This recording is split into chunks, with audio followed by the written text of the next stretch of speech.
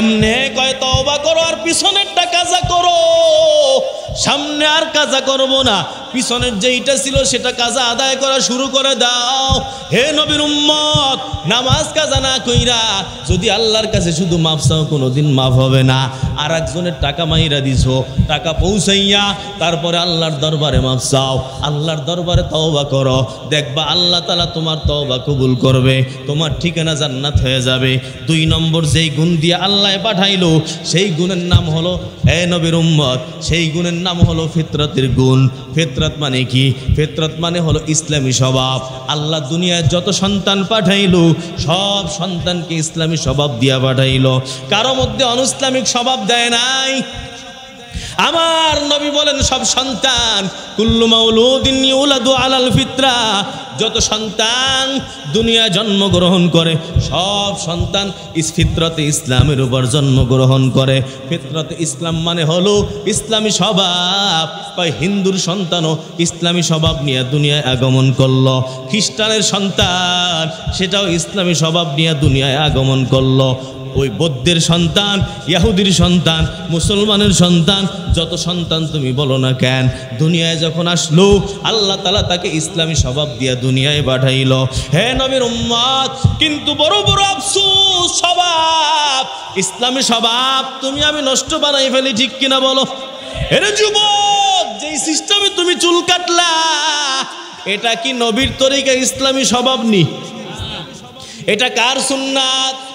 ও ইহুদি খ্রিস্টানের সন্তান, খেলোয়াড়দের মতো তুমি চুল কাটলা, খেলোয়াড়দের তরিকা তুমি অবলম্বন করলা রে যুবক। নবীর পাঞ্জাবি তোমার গায়ে ঢোকে না, কিন্তু খেলোয়াড়দের জার্সি ঠিকই তোমার গায়ের মধ্যে ঢোকে, ঠিক কিনা বলো? আরে যুবকের দল, আমার নবী যেই তরিকায় দাড়ি রাখলো তুমি সেই তরিকা বাদ দিয়া দাড়ির স্টাইল করতে গেছো খেলোয়াড় স্টাইল, ঠিক কিনা বলো? যুবকের দাড়ির দিকে তাকাইলে দেখা যায় ইন্দুর বান্দরের যেই ডিজাইন ওই ডিজাইনদারের মধ্যে করে, ঠিক কিনা বলো? হে নবীর উম্মত, তোরে যুবক, আল্লাহ তো তোর ইসলামী স্বভাব দিল, ইসলামী স্বভাব দিয়া দুনিয়ায় পাঠাইলো। ও নবীর উম্মত, মুসলমানের দল, আজকে তুমি তোমার ইসলামী স্বভাবকে নষ্ট বানাইলা। হে মুসলমানের দল, আজকে ঘরের দিকে তাকাইলে ইসলামী স্বভাব কিছুই দেখা যায় না। ঘরের মধ্যে কোরআন শরীফ নাই, নবীর কোনো হাদিসের কিতাব নাই, কিন্তু ঘরের মধ্যে মূর্তির কোনো অভাব নাই। আলমারি একটা আলাদা বানাইছে যে আলমারির মধ্যে মূর্তি রাখে, ঠিক না? কোন মূর্তি? কয় আমরা তো পূজা করি না। পূজা করো না, কিন্তু পূজা করে বড় মূর্তি, আর তুমি রাখছো ছোট ছোট মূর্তি। এইগুলা ঘরের মধ্যে রাখলে ঘরের মধ্যে রহমতের ফেরেশতা ঢোকে না। যেই ঘরে থাকে ওই ঘরে আল্লাহর বরকত রহমত কোনোদিন নাজিল হয় না। হে মুসলমানের দল, আমার নবীর ঘরের দিকে তাকাও। নবীর ঘরে কিন্তু ল্যাংটা পীরের ছবি ছিল না। ল্যাংটা পীরের ছবি আছে না নাই? হে মুসলমান উম্মত, পীর সাহেব ল্যাংটা হইয়া থাকে, এই ল্যাংটার মধ্যেই বলে বড় বরকত। নাউজুবিল্লাহ। আজকে যুবক ও মুসলমানের ঘর তালাশ করলে দেখা যায় মুসলমানের ঘরের মধ্যে ল্যাংটা পীরের ছবি, কাফুন নাই, ল্যাংটা। এই ল্যাংটা লাগাইয়া বড় বরকত, ঠিক নি? বরকত আসেনি? আরে অথচ মুসলমান যদি ছবি টানাইলে বরকত হইতো, নবীর ছবি সাহাবায়ে কেরাম টানাইতেননি, ঠিক কিনা? অথচ নবীর ছবি আসেনি আমাদের কাছে। আরে নবীর ছবি নাই। ওই সময় ভিডিও ক্যামেরা ছিল না, কিন্তু মানুষের হাতের মধ্যে ভিডিও ক্যামেরা ছিল। মানুষ একেবারে সুন্দর করে দেইখা দেইখা হুবাহু ক্যামেরার মতো ছবি বানাইতে পারতো, হুবাহু ক্যামেরার মতো মূর্তি বানাইতে পারতো। এখন ডিজিটাল জামানা আইসা ওইগুলো আস্তে আস্তে উইঠা যাইতেছে। সাহাবায়ে কেরাম যদি মূর্তি রাখা বরকত হইতো, নবীর মূর্তি বানায়া রাখতো, ঠিক কিনা বলো? আল্লাহ তাআলা তোমাকে আমাকে ইসলামী স্বভাব দিয়া দুনিয়ায় পাঠাইলো, আর তোমার আমার দিকে তাকাইলে দেখা যায় অনইসলামিক স্বভাব। হে নবীর উম্মত, মেয়ের বিবাহ দেওয়ার সময় ইসলামী স্বভাব নাকি অনইসলামী স্বভাব? ওই আমার জীবন যাপন, আমার পোশাক আশাকের দিকে তাকাইলে দেখা যায় আমার লেবাসের মধ্যে ইসলামী স্বভাব নাই, আমার নিজের মধ্যে ইসলামী স্বভাব নাই। সুদ খাওয়া ইসলামী স্বভাব নাকি অনইসলামিক স্বভাব?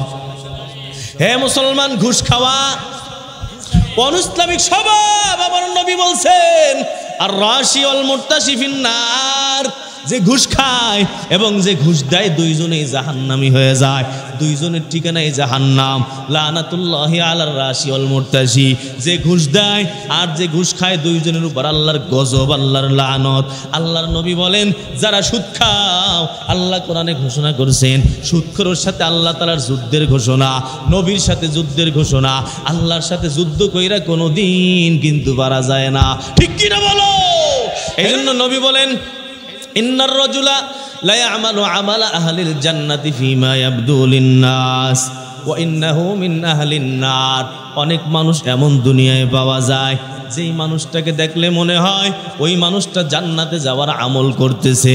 এই মানুষটা তো এক নম্বর জান্নাতি, একেবারে এক ওয়াক্ত নামাজও আল্লাহর বান্দা ছাড়ে না, এক ওয়াক্ত জামাতও আল্লাহর বান্দার ফৌত হয় না, সব সময় সামনের কাতারে থাকে, একেবারে দিনের কাজে সবাই আগে থাকে, 5 ওয়াক্ত নামাজ মসজিদে গিয়া পড়ে, টুপি দাড়ি জুব্বা সব কিছু সুন্দরভাবে আছে, কোরআন তেলাওয়াত কোনোদিন বাদ নাই, কোরআন তেলাওয়াত সুন্দরভাবে করে, তসবিহ তাহলিল জিকির আজকার কিচ্ছুই ছাড়ে না। বাহ্যিক দৃষ্টিতে দেখা যায় এই মানুষটা বড় জান্নাতি, জান্নাতে যাওয়ার আমলটা বান্দা করতেছে। ফীমা ইয়াবদুল নাস, মানুষের বাহ্যিক দৃষ্টিতে মনে হয় জান্নাতি, কিন্তু এমন হবে ওয়া ইন্নাহু মিন আহলিন নার, এই মানুষটা একটা পর্যায়ে গিয়া একেবারে সোজা জাহান্নামে চলে যাবে। কারণ হলো ইন্নামাল আমালু বিল খাওয়াতিম, আমার নবী বলেন সমস্ত আমল এর নির্ভর করে হলো তার পরিসমাপ্তির উপরে। সমাপ্তি যদি ভালো হয় এই মানুষটার কল্যাণ হবে। এই মানুষটা সারা জিন্দিগি যত আমল করলো, যদি শেষে গিয়া কালিমা পইরা না যাইতে পারলো, জিন্দিগির কোনো আমলের কোনো দাম নাই। ওয়া ইন্নার রাজুলা লা ইয়ামালু আমালা আহলিন নার, আমার নবী বলেন অনেক মানুষ, অনেক উম্মতকে দেখা যাইব জাহান্নামে যাওয়ার যেই কাজ, ওই জাহান্নামী কাজ করতেছে, জাহান্নামী আমল। ফীমা ইয়াবদুল নাস, বাহ্যিক দৃষ্টিতে মনে হয় এই মানুষটা তো জান্নাতে যাইতে পারবে না, এই মানুষটা তো জাহান্নামে চলে যাবে, কারণ জাহান্নামে যাওয়ার যত গুনাহ সব গুনাহ আল্লাহর বান্দা করতেছে। হেরে নবীর উম্মত, কিন্তু আমার নবী বলেন পরিসমাপ্তিতে দেখা যাবে এই মানুষটা সোজা জান্নাতি বান্দা হয়ে যাবে। কারণ হলো ইন্নামাল আমালু বিল খাওয়াতিম, আমার নবী বলেন পরিসমাপ্তি যার ভালো, শেষ ভালো যার, সব ভালো তার। এত গুনাহ করছে কিন্তু যাওয়ার আগে তওবা করে যাবে, যাওয়ার আগে মালিককে রাজি বানায়া যাবে, আল্লাহ তার উপর রাজি হয়ে যাবে, শেষ পর্যায়ে আল্লাহর বান্দা জান্নাতে চলে যাবে। আল্লাহ তাআলা যেই গুণ দিয়া পাঠাইলো, আমার হযরত আল্লামা আব্দুল গফফার দামাত বারাকাতুহুম বলেন আল্লাহ দুনিয়ার মানুষকে 4টা গুণ দিয়া দুনিয়ায় পাঠাইলো। এই 4টা গুণ নিয়ে যদি কবরে যাইতে পারে, আল্লাহ যেই গুণগুলা দিল এই গুণগুলা নিয়ে আবার কবরে যাইতে হবে আমাকে, তাহলে সোজা জান্নাতে পৌঁছায়া যাবে। 1 নম্বর গুণ হলো আল্লাহ তাআলা তোমাকে আমাকে নিষ্পাপ বানাইয়া পাঠাইলো। আল্লাহ যখন দুনিয়ায় পাঠাইলো রে যুবক, আমল নামায় কোনো গুনাহ নাই, আমল নামার মধ্যে সগীরা গুনাহ নাই, কবিরা গুনাহ নাই, আমল নামা একেবারে শূন্য, ফকফকা পরিষ্কার ছিল।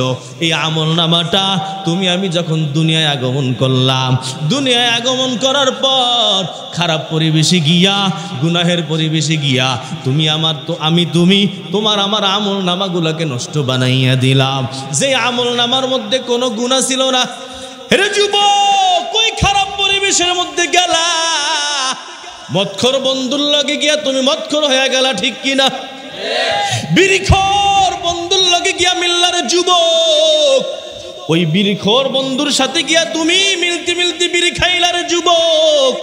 আমার নবীর জন্য বলছেন আলমারু আলা দীনি খালিলি, দুনিয়ার সব মানুষগুলো তার বন্ধুর ধর্মের উপর চলে।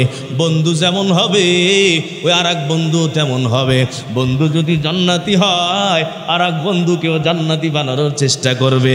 বন্ধু যদি বিড়িখোর হয় আর এক বন্ধুকেও বিড়িখোর বানাবে। বন্ধু যদি সিনেমা হলে যায় রে যুবক, ওই বন্ধুর লগে যদি ঘোরো আজ নয় কাল 3-4 দিন পরে তোমাকে সিনেমা হলে নিয়ে যাবে।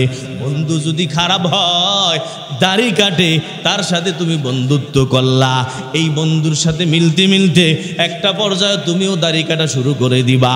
বন্ধু যদি মাস্তানের মতো চুল রাখে, তুমিও 2 দিন পরে এমন চুল রাখা শুরু করবা। হেরে যুবক, আল্লাহ তাআলা পাঠাইলো তোমাকে একবারে নিষ্পাপ, একটা গুনাহ আমল নামায় নাই, কিন্তু এমন হলো নষ্ট বানাইলাম, ওই পরিবেশের মধ্যে গিয়ে নষ্ট বানাইলাম। হে নবীর উম্মত, পর্দার অন্তরালের মা, আল্লাহ তোমাকেও নিষ্পাপ বানাইয়া পাঠাইলো, কিন্তু বেপর্দায় চইলা তুমি নিষ্পাপকে দূর করে দিলা। বেপর্দায় চলার কারণে কবিরা গুনাহ আমল নামায় ঢুকাইলা। ওই স্বামীর সাথে ঝগড়া কইরা আমল নামার মধ্যে কবিরা গুনাহ ঢুকাইলা। আল্লাহর কসম, আমার নবী বলে, যারা ঝগড়া করবা তোমাদের আমল নামা একটা নেকিও তালাশ করে পাবা না। মানুষের মাথা হলক করলে যেমন সব নেকিগুলো শেষ হইয়া যায়, ঝগড়া যারা করবা সব আমল নামা খারাপ। ভাই ভাইয়ের মধ্যে দ্বন্দ্ব আছে না নাই? হে যুবক, ভাইয়ের লগে দ্বন্দ্ব লাগাইও না, কারণ দ্বন্দ্বের কারণে যা নামাজ পড়ছো সব বরবাদ। ঝগড়া লাগাও, প্রতিবেশীর লগে ঝগড়া আছে না নাই? প্রতিবেশীর লগে ঝগড়া কইরা তাহাজ্জুদের নামাজ পড়ছো, সব তাহাজ্জুদ বরবাদ। প্রতিবেশীর লগে ঝগড়া লাগাও, যতগুলো দান করছো সব দান তোমার বরবাদ হয়ে যাবে। আমার নবী বলেন, ফাসাদু জাতিল বাইনি হিয়াল হালিকা, দুইজনের মধ্যে যদি দ্বন্দ্ব হয়, দ্বন্দ্বের কারণে সব আমলনামা বরবাদ হয়ে যায়। হে মুসলমানের দল, আজকে তুমি আমি মুসলমান, তোমার আমার নবী কারো সাথে দ্বন্দ্ব করছিনি? আবু বকর দ্বন্দ্ব করছিনি? শুধু গোলামকে ধমক দিছে, নবী বলছেন সম্ভব না, কখনোই সম্ভব না। কাল্লা সিদ্দিক লাআনিনা ওয়া সিদ্দিকিনা, এমন কোনোদিনও সম্ভব হবে না। গোলামকে রাগারাগি করবা আবার তোমার নাম সিদ্দিক হবে, এটা সম্ভব না। আবু বকর সিদ্দিক বলে, পয়গম্বর, আল্লাহর জন্য গোলামকে আজাদ করে দিলাম, একটা ধমক কোনোদিন কাউকে দেয় নাই। আজকে স্বামী স্ত্রীর দ্বন্দ্ব সমাজের মধ্যে আছে না নাই? হে নবীর উম্মত, মুসলমানের দল, এমন মুসলমান কম পাওয়া যায় যেই মুসলমানের আরেকজনের সাথে দ্বন্দ্ব নাই। বন্ধ করো, যদি জান্নাত পেতে চাও জবানটাকে বন্ধ করো রে যুবক। হে পর্দার অন্তরালের মা, শাশুড়ির খেদমত করেন, তার লগে দ্বন্দ্ব ঝগড়া কোনোদিন লাগাইয়েন না, ননদের সাথে দ্বন্দ্ব লাগাইয়েন না। ওই যে পরিবারে যারা আছে সবাইকে নিয়ে মিলমিশ করে থাকেন। আল্লাহর কসম, যতই তেলাওয়াত করেন, যতই তাবলীগের কাজ করেন, যতই তালিম করেন না কেন, ঝগড়া দ্বন্দ্ব যদি বন্ধ না হয়, আমল নামা তালাশ করে পাওয়া যায় না। 1 নম্বর গুণ আল্লাহ দিয়া পাঠাইল রে যুবক, নিষ্পাপ।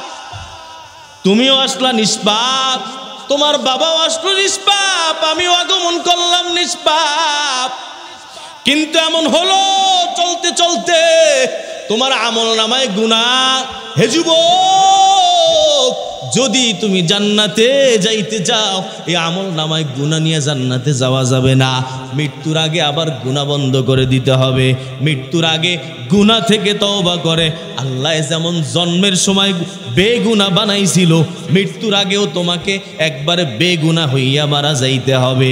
যদি বেগুনাহ হইয়া মারা না যাও, ওই জান্নাত তোমার জন্য হালাল হবে না। কারণ যত গুনাহ থাকবে, এই গুনাহগুলোকে ধোলাই করার জন্য আল্লাহ তাআলা আগুন ব্যবহার করবেন। হে যুবকের দল, আগুন দ্বারা তোমার গুনাহগুলোকে জ্বালানো হবে। যদি ঈমান থাকে তাহলে ঈমানের কারণে জান্নাতে যাবা, কিন্তু সেটা অনেক দেরি হবে। কত দেরি? কয় যত সময় পর্যন্ত আমল নামায় গুনাহ থাকবে। এই নাপাকি নিয়া কোনো মানুষ জান্নাতে যাইতে পারবে না। এই নাপাকি কি কেমনে ধোলাই করবে? কয় জাহান্নামের আগুন দিয়া ধোলাই করবে। এখন কথা হলো, কখন মারা যাব, কখন নিষ্পাপ হব জানা নাই, কোন টাইমে মারা যাব। এই দুনিয়ায় আসার সিরিয়াল আছে, যাওয়ার কোনো সিরিয়াল না। মৌতুকা আসিন কুল্লু নাসিন শারিবু, কবর বাইতিন কুল্লু নাসিন দাখিলু। মরণ থেকে যতই পালাও, মরণ তোমায় লইবে ঘিরি। যদিও সুদূর আকাশ পানে পালাও সেটা লাগিয়ে সিঁড়ি, নদী পথে নৌকা চালাও।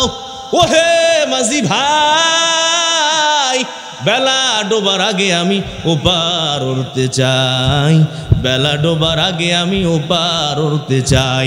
ডুবে গেলে বেলা রে আর ওঠে না, ভেঙ্গে গেলে মেলা রে আর জমে না। ঠিক কিনা বলো? হেরে যুবক, কখন যাবার সময় জানা নাই, সুতরাং কি দায়িত্ব কি কাজ সব সময় রেডি থাকো। হে নবীর উম্মত, এক বুজুর্গকে বলা হলো যদি আপনাকে জানানো হয় 1 ঘন্টা পর আপনি মারা যাবেন, 1 দিন পর আপনি মারা যাবেন, তাহলে কি আমল আপনি করবেন? আল্লাহর বান্দা বুজুর্গ বলেন, গতকাল যে আমল করতাম আজকেও আমি সেই একই আমল করব। কয় কোনো পরিবর্তন করবেন না? কয় না না না। কারণ কি? কারণ হলো সব সময় আমি মৃত্যুর জন্য ব্যাগ বস্কা নিয়ে রেডি। তোমার মতো কত যুবক ওই হুন্ডা চালাইলো, হঠাৎ করে অ্যাক্সিডেন্ট করে মারা গেল, আছে না নাই? হে যুবক, হুন্ডায় ওঠার সময় জানা নাই হুন্ডা ওইটা অ্যাক্সিডেন্ট করে মারা যাবা। সুতরাং গুনার বোঝা লইয়া যদি মারা যাও, আল্লাহ তোমাকে যেই গুণ দিয়া পাঠাইলো সেই গুণ নিয়ে তুমি দুনিয়া থেকে বিদায় হতে পারো নাই, যাইতে তুমি পারো নাই। যেহেতু যাইতে পারো নাই, সোজা প্রথম অবস্থায় জান্নাতে যাওয়া বড় মুশকিল হয়ে যাবে। তাহলে 1 নম্বর গুণ হলো আল্লাহ তোমাকে আমাকে একবারে ইসমাতের গুণ দিয়া পাঠাইলো।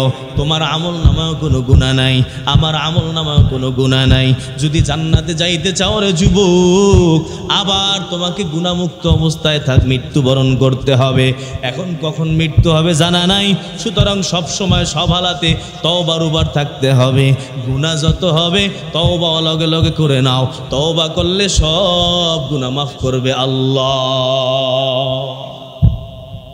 আত-তাইবু মিনাজ যামবি কামান লা যামবা লা। তওবাকারী বান্দা আমল নামায় একটা গুনাহও তার থাকে না। যত বড়ই গুনাহ করলো, যখন তওবা করলো, আল্লাহ তাআলা তার গুনাহগুলোকে মাফ করে দিবে। হে নবীর উম্মত, এজন্য 1 নম্বর গুণ নিয়ে মরতে হলে যেই কাজটা করতে হবে সেই কাজটা হলো 24 ঘন্টা তওবার উপরে থাকো। কেমনে তওবা করবা? দাড়ি কাটো। তওবার সিস্টেম কি? কয় দাড়ি রাইখা তারপরে আল্লাহর কাছে মাফ চাও। দাড়ি কাটা অবস্থায় তওবা করলে কিন্তু দাড়ি কাটার গুনাহ বন্ধ নাই। হেরে যুবক, টাকটুর নিচে কাপড় পরো। আমার নবী বলেন, মা আসফালা মিনাল কাবাইনি মিনাল ইজারি ফিন্নার। টাকটুর নিচে যেই কাপড়, ওই জুব্বা হোক অথবা পাঞ্জাবি হোক অথবা তোমার প্যান্ট হোক, সালোয়ার কামিজ হোক, পুরুষ যদি পরে তাহলে এর কারণে তার নিচের অংশ জাহান্নামে যাবে। তওবার সিস্টেম কি? প্যান্ট উপরে জাগাও, নিচের অংশ কাইটা ফেলাও। ওই প্যান্টকে আর টাকটুর নিচে কখনো পইরো না। আল্লাহর কাছে বলো, আল্লাহ পিছনে যা করছি ভুল হইয়া গেছে, আল্লাহ দয়া করে আমাকে তুমি মাফ করে দাও। টাকটুর নিচে কাপড় পরবা আর তওবা তওবা করবা, তওবা কোনোদিন কবুল হবে না। ঠিক কিনা বলো? আরে যুবক, নামাজ পড়ো নাই, তওবা করো। কেমনে? কয় তওবা করো আর পিছনেরটা কাজা করো।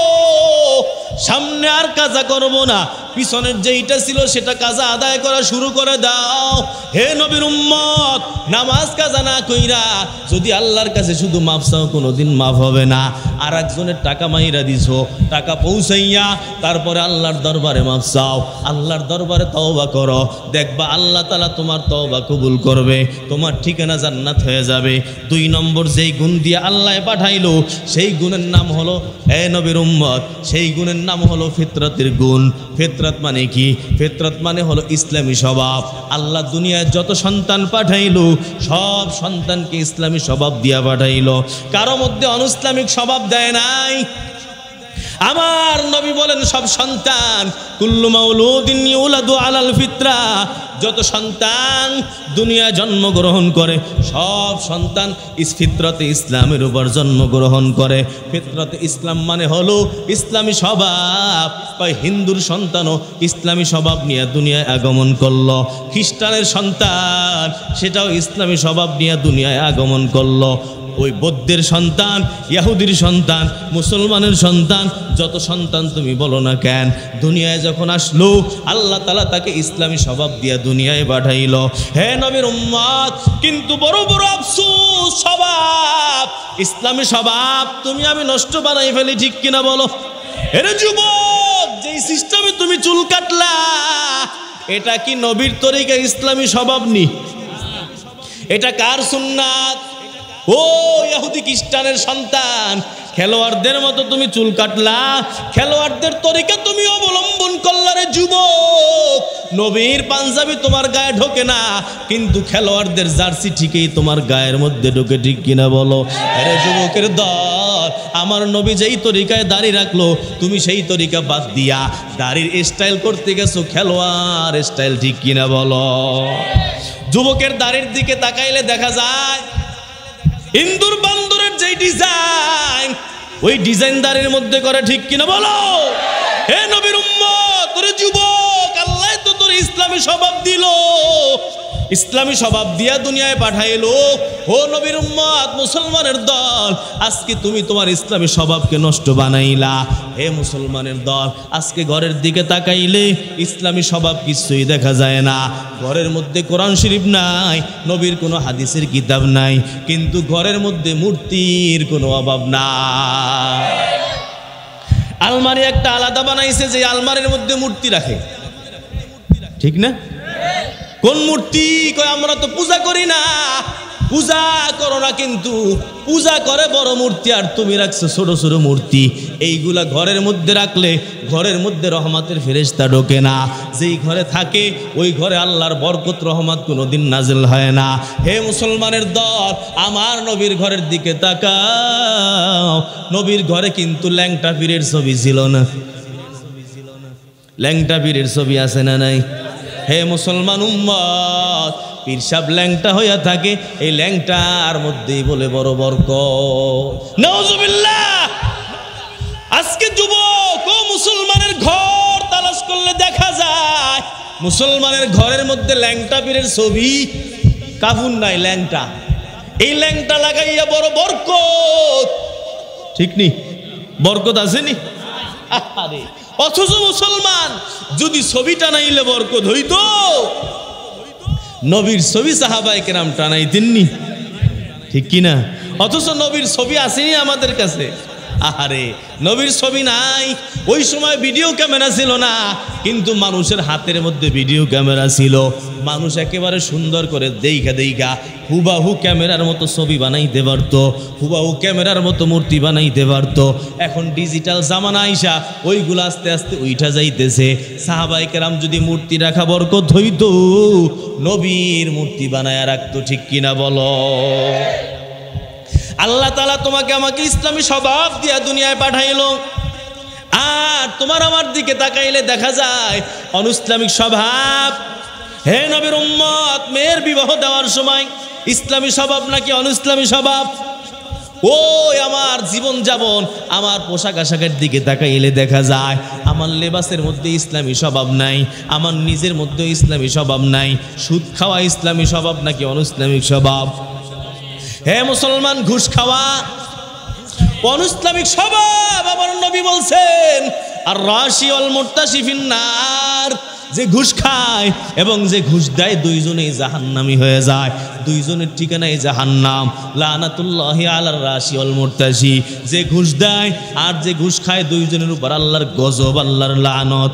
আল্লাহর নবী বলেন, যারা সুদ খাও, আল্লাহ কোরআনে ঘোষণা করছেন সুদখোরের সাথে আল্লাহ তাআলার যুদ্ধের ঘোষণা, নবীর সাথে যুদ্ধের ঘোষণা। আল্লাহর সাথে যুদ্ধ কইরা কোনোদিন কিন্তু পারা যায় না, ঠিক কিনা বলো? হে নবীর উম্মত, আল্লাহ তোমাকে আমাকে ইসলামী স্বভাব দিয়ে বানাইলো, কিন্তু তুমি আমি ব্যবসার মধ্যে অনইসলামিক কর্মকাণ্ড করি, ঠিক কিনা বলো? আজকে ওই জাপানের দিকে তাকাও, ওরা মুসলমান না, কিন্তু মুসলমানের স্বভাব ওরা গ্রহণ করলো। জাপানের মানুষগুলাকে মানুষ এত পছন্দ করে। হেরে নবীর উম্মত, এই জাপানে কোনো দুই নম্বরই নাই, এজন্যই তো মেড ইন জাপান বড় দাম, ঠিক কিনা বলো? শত বানাইলো জাপানিরা, বানানোর পর টাকা ছিল সরকারের কাছে জমা দিয়ে গেল, ঠিক কিনা বলো?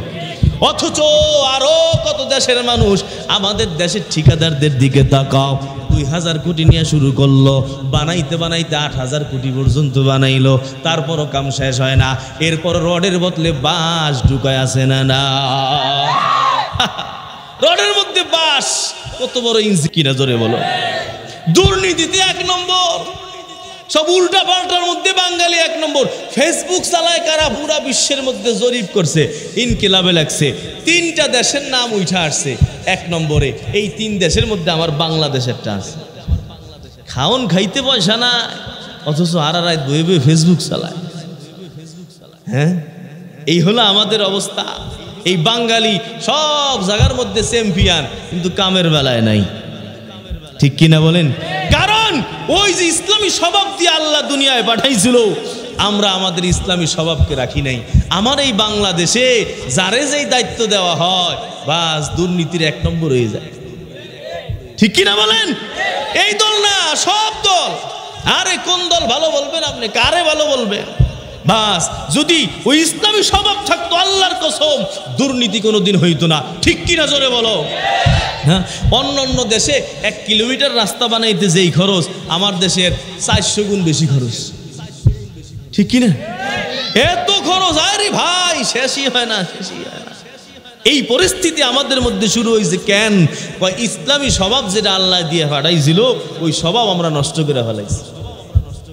এখন মারার আগে যদি ইসলামী স্বভাব নিয়ে না যাওয়া যায়, তাহলে কিন্তু ওই জান্নাত কোনো দিন পাওয়া যাবে না। এই জন্য 2 নম্বর গুণ আল্লাহ যেটা দিছেন, সেটা হলো ইসলামী স্বভাব। 3 নম্বর, হে নবীর উম্মত, আল্লাহ তাআলা হালাল খাওয়ার গুণ দিয়ে আপনাকে আমাকে দুনিয়ায় পাঠাইছেন। দুনিয়ায় যখন পাঠাইছেন, হালাল খাওয়াইয়া দুনিয়ায় পাঠাইলেন। ওই জন্মের পর সন্তান, শিশু বাচ্চার মুখের মধ্যে আল্লাহ রব্বুল আলামিন কোনোদিন দুনিয়ার খাবার দেয় নাই, বরং তার মায়ের বুকের স্তন থেকে একবারে পাক্কা সলিড একটা হালাল খাবার, বেলার ভেজাল মুক্ত খাবার মুখের মধ্যে দিল। আল্লাহ তাআলা বুঝাইতে চায়, বান্দা আমি তোরে হালাল খাওয়াইয়া দুনিয়ার মধ্যে পাঠাইলাম। যদি তুই জান্নাতে যাইতে চাও, হালাল খাইয়া তোমাকে মারা যাইতে হবে। হারাম খাইয়া যদি মারা যাও, আল্লাহর কসম জান্নাত কোনোদিন পাবা না, ঠিক কিনা বলো?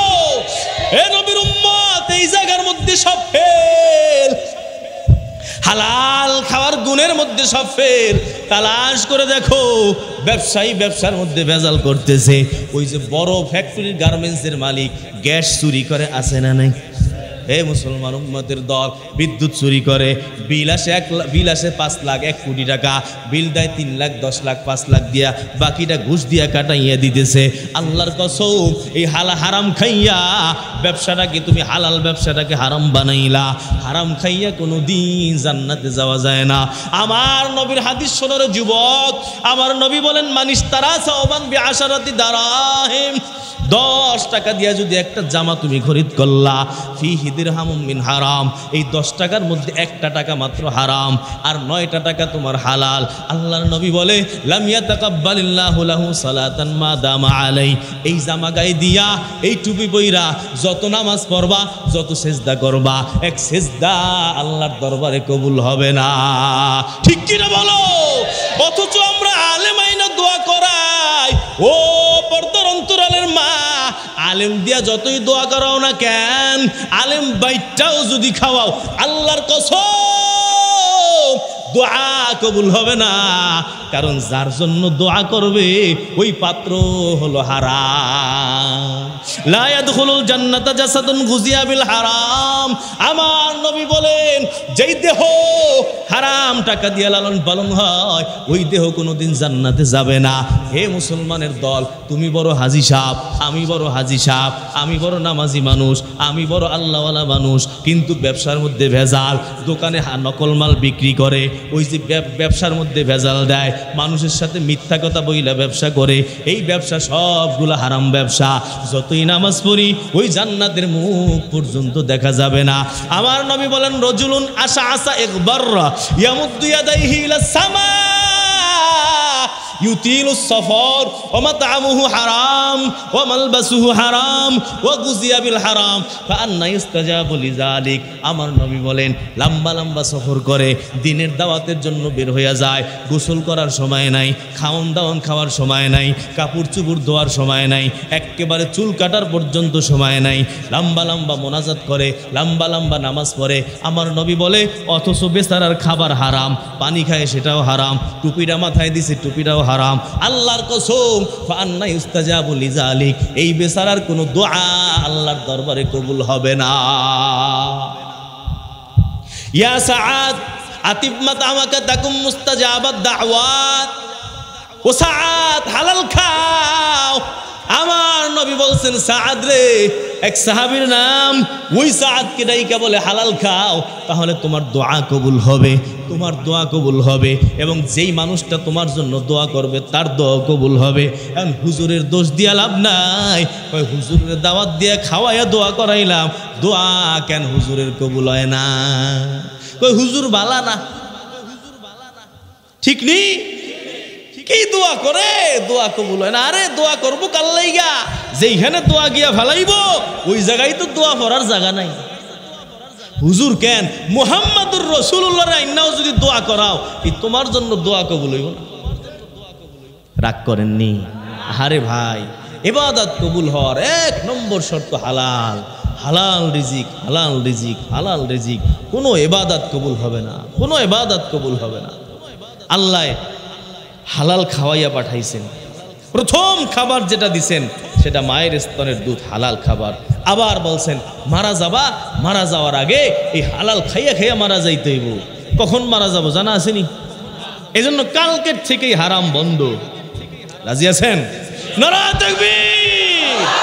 আল্লাহ কবুল করে। এখন মানতে রাজি না, কবরে গেলে ঠিকই মজাটা লাগবে।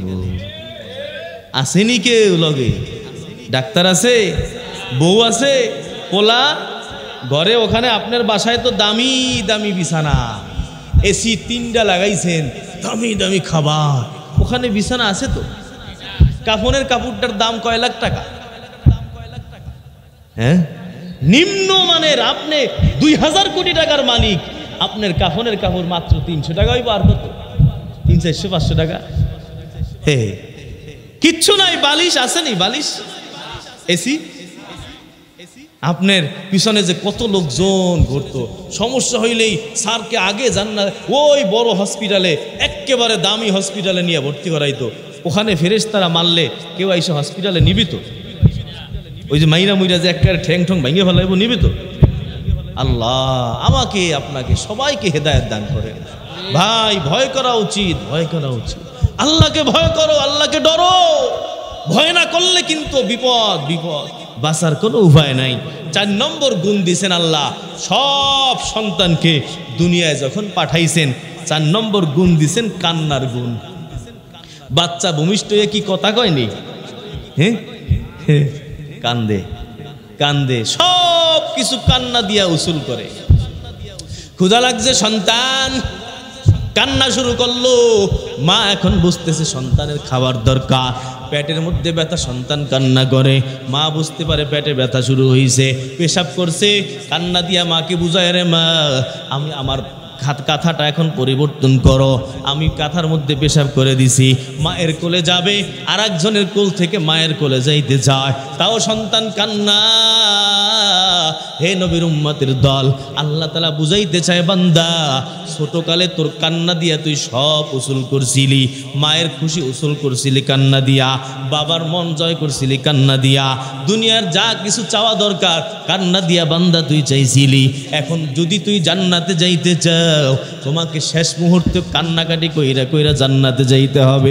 আল্লাহ বলেন লা তাজহাকুন, হে তাজহাকুন ওয়ালা তাবকুন ওয়া আনতুম সামিদুন। ও দুনিয়ার বান্দা বান্দিরা, তোমাদেরকে তো আমি কান্নার গুণ দিয়া দুনিয়ায় পাঠাইলাম, কিন্তু তোমরা কান্নাকাটি করো না, তোমরা শুধু বেশি হাসাহাসি করো, বেশি হাসি মজাক করো। ওয়া আনতুম সামিদুন, সামিদুনের মানে হলো তোমরা খেলাধুলার মধ্যে লিপ্ত, তোমরা খেলতামাশার মধ্যে মস্ত, দুনিয়ার চাকচিক্যের প্রতি তোমরা ভক্ত হয়ে আসো।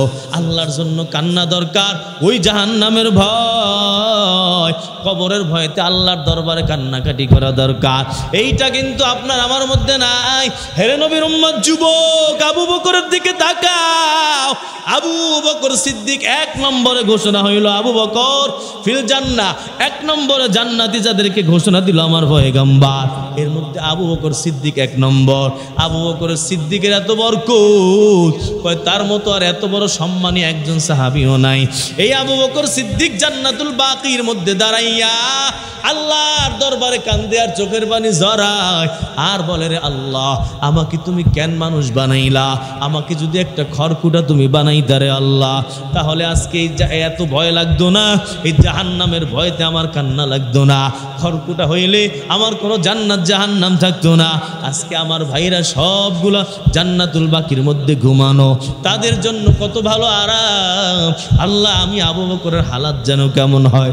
অথচ আবু বকর কত দাম, কত দাম। ওই আম্মি জান আয়েশাকে রাত্রেবেলা পয়গম্বর মোহাব্বতের সাথে আলিঙ্গন করে আসমানের দিকে তাকাইয়া বলতেছে, আয়েশা বলো, আসমানের মধ্যে কয়টা তারকা পাওয়া যায়, কয়টা তারকা দেখা যায়? আম্মি জান বলে, পয়গম্বর, আসমানে কয়টা তারা গণনা করা যায় না।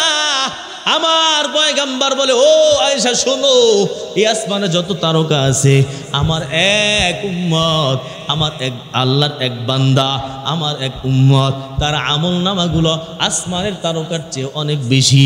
আম্মি জান আয়েশা বলে, পয়গম্বর, ওই আপনার সাহাবীকে? নবী বললে, ও আয়েশা শোনো, আমার ওই সাহাবীর নাম হলো ওমর।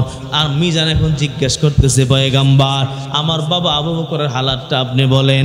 আমার নবী বলে, আবু বকরের হালাত জিগাও, আবু বকরের অবস্থা তোমাকে কি বলবো?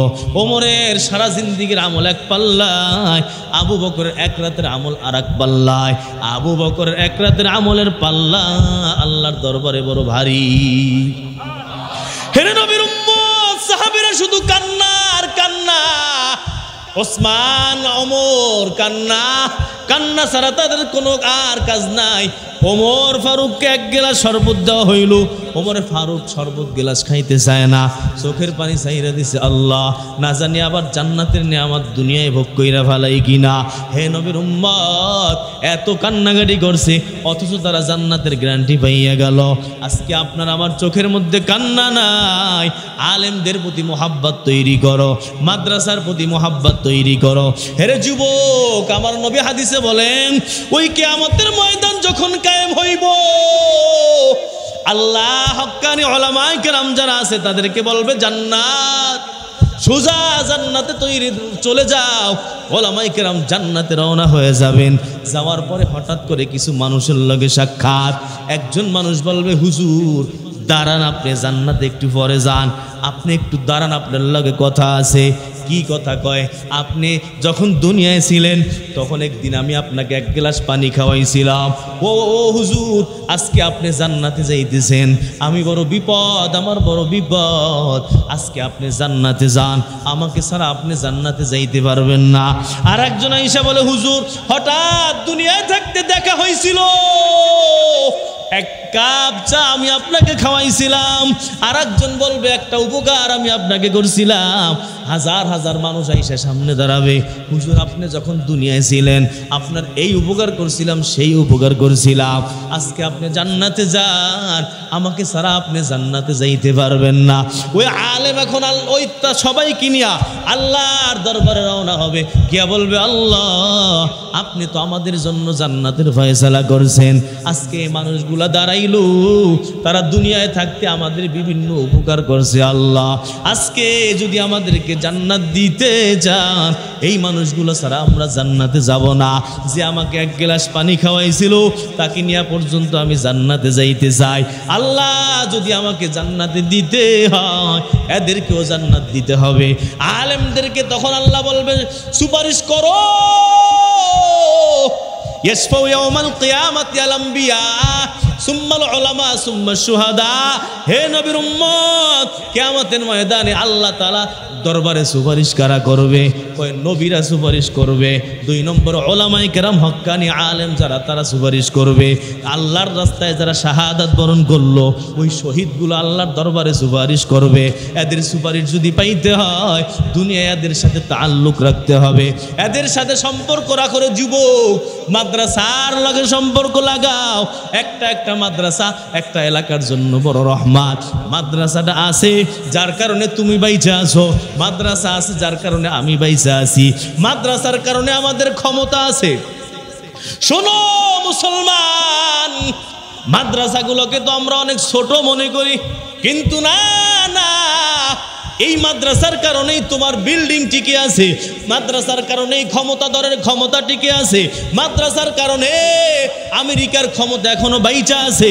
হে নবীর উম্মত, মাদ্রাসা যদি না থাকতো এই দুনিয়ার কিছুই থাকতো না। দলিল নিয়ে নাও, দলিল ছাড়া বলি না। আল্লাহর নবী বলছেন লা তাকুমুস সাআ হাত্তা ইউকালা আল্লাহ আল্লাহ। কিয়ামত ওই সময় পর্যন্ত কায়েম হবে না যত সময় পর্যন্ত একজন মানুষ আল্লাহর নাম নেওয়ার মতো বাকি থাকবে, আল্লাহর জিকির করার মতো একজন লোক আছে, তত সময় পর্যন্ত আল্লাহ ওই ইসরাফিলকে বলবেন না হে ইসরাফিল সিংহার মধ্যে ফু দাও। হে নবীর উম্মত, কখন সিংহার মধ্যে ফু দিবে? কয় যখন দুনিয়ার মধ্যে আল্লাহর নাম নেওয়ার মতো একজন লোক না। এমনকি 1 বছরেও আল্লাহর একবার নাম নিবে না। 1000 বছর কালিমাটা পর্যন্ত পারবে না, বরং তারা বলবে শুনছিলাম আমার বাপদাদা যারা দুনিয়ায় ছিল তারা একটা কালিমা পড়তো, ওই কালিমাটা তারা মুখস্থ পর্যন্ত জানবে না। নামাজ কেমনে পড়ে নামাজটাও তারা কোনোদিন জানবে না। এই হালাত যখন দুনিয়ার হবে আল্লাহ বলবে ইসরাফিল ফু দাও, দুনিয়ার হায়াত শেষ হয়ে যাবে, একজন আল্লাহর নাম নেওয়ার মতো থাকবে না। কখন এই হালাত তৈরি হবে? যখন দুনিয়া থেকে মাদ্রাসাগুলো বন্ধ হয়ে যাবে, আলেম ওলামা তৈরির ফ্যাক্টরি যখন বন্ধ হয়ে যাবে, আলেম ওলামা তৈরি হবে না, মসজিদে ইমাম খতিব তালাশ করে পাওয়া যাবে না। একটা পর্যায়ে 100 বছর যখন যাবে, হে নবীর উম্মত, নতুন প্রোডাকশন নাই, আলেম ওলামা তৈরি হবে না, মানুষ কালিমা পর্যন্ত ভুলবে, মানুষ আল্লাহকে পর্যন্ত ভুলবে। যাইতে যাইতে একটা পর্যায়ে এমন হবে আল্লাহর খবরও তাদের থাকবে না, মাসকে মাস চলে যাবে, আল্লাহর নাম একবার জীবনেও নেবে না। হে নবীর উম্মত, তখন কিয়ামত কায়েম হয়ে যাবে। তাদের বোঝা গেল মাদ্রাসাগুলো আছে যার কারণে কিয়ামতটা এখনো কায়েম হইতেছে না। মাদ্রাসা বন্ধ হয়ে যাবে, দেখবা 200-300 বছর পর কিয়ামত শুরু হয়ে যাবে, ঠিক কিনা?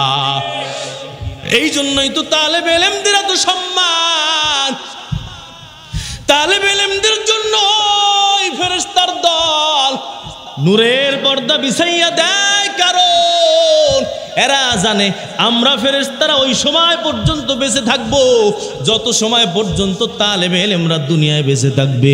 যদি তালেব ইলম না থাকে দুনিয়া যেমন ধ্বংস হবে, ফেরেশতাদেরও ইন্তেকাল হয়ে যাবে। হে নবীর উম্মত, শেষ পর্যায়ে গিয়ে একমাত্র আমার আল্লাহ বাকি থাকবে।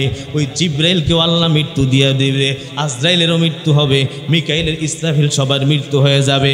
তাদের স্বার্থে ফেরেশতারা এই তালেব ইলমদের জন্য দোয়া করে।